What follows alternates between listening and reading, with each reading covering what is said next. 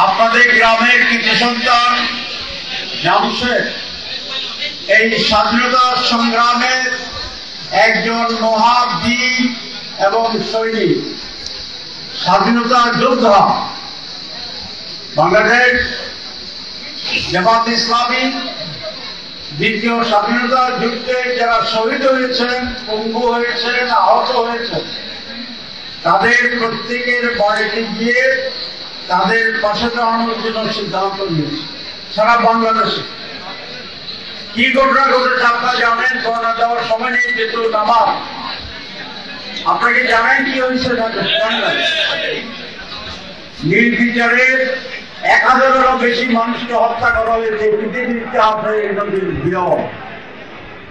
জামশেদ সেরকম একজন বীর, যে গুলির মুখে নিজেকে সঁপে দিয়েছে এবং দেশ স্বাধীনতার সংগ্রামে সবচেয়ে মহামূল্যবান জীবন উৎসর্গ করে এই জাতিকে মুক্ত করেছে, স্বাধীন করে। আমরা তার জন্য গর্ব অনুভব করি এবং আল্লাহ রাব্বুল আলামিন তাকে জান্নাতুল ফেরদাউস নসিব করুক এই কামনা করি, প্রার্থনা করি। অনেক কথা 16 বছরের জমাকৃত আছে। এই ফেলনা, সাতিয়ারি, দেড়কোঠা, সন্দেশ করা 14 গ্রাম, এগুলো আমার নিজের গ্রাম। বারবার আপনারা বহুভাবে আমাকে সমর্থন দিয়েছেন, নির্বাচিত করেছেন। আমি আপনাদের প্রতি কৃতজ্ঞ, চিরকৃতজ্ঞ। সেই জন্য 12 বছর 16 বছর পরে সুযোগ পেয়ে স্বাধীন বাংলাদেশে আমি প্রথম এই কেন্দ্রাতে এসেছিলাম বন্যার সময়। আপনাদের সামনে আমরা জনসভা করব, সেদিন আপনাদের কথা শুনবো, আমাদের কথা বলবো ইনশাআল্লাহ। একটু আগে আমি চান্দিশ করায় শহীদ সাবুদ্দিনের বাড়িতে গিয়েছিলাম, সেখানে গিয়েছিলাম। 14 গ্রামে আর কোনো খুন হবে না, আর কোন চাঁদাবাজি হবে না, আর কোন সন্ত্রাস হবে না। যারা অপরাধ করেছেন আমরা তাদের বাড়ি হামলা করতে পারতাম, তাদেরকে ধরে ফেলি, আমরা তাদের হত্যা করতে পারতাম, এখনো পারি। কিন্তু আমরা হত্যার বদলে হত্যা চাই না, খুনের বদলে খুন চাই না, আগুনের পরিবর্তে আগুন চাই না।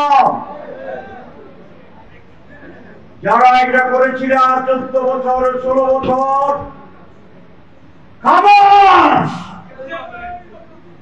আর চলতে দেওয়া হবে না। যারা খুন করেছ তাদের বিচার করা হবে, কয়েকদিনের ভিতরে মামলা হবে।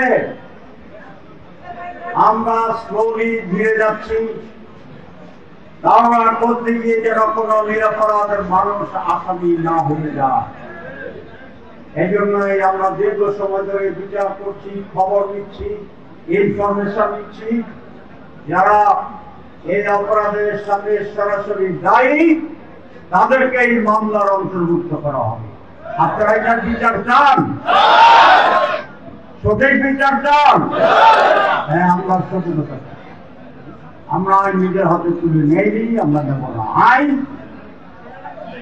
তার অপরাধীকে খুঁজে বের করব ইনশাআল্লাহ। সুতরাং আমি আর বেশি কথা বলবো না। আজকে বাংলাদেশ জামাত ইসলামীর পক্ষ থেকে আমাদের শহীদ জামশেদের পরিবারের কাছে আমরা 2 লক্ষ টাকা জামাতের কেন্দ্র থেকে তার পরিবারের জন্য সহযোগিতা দেওয়া হবে।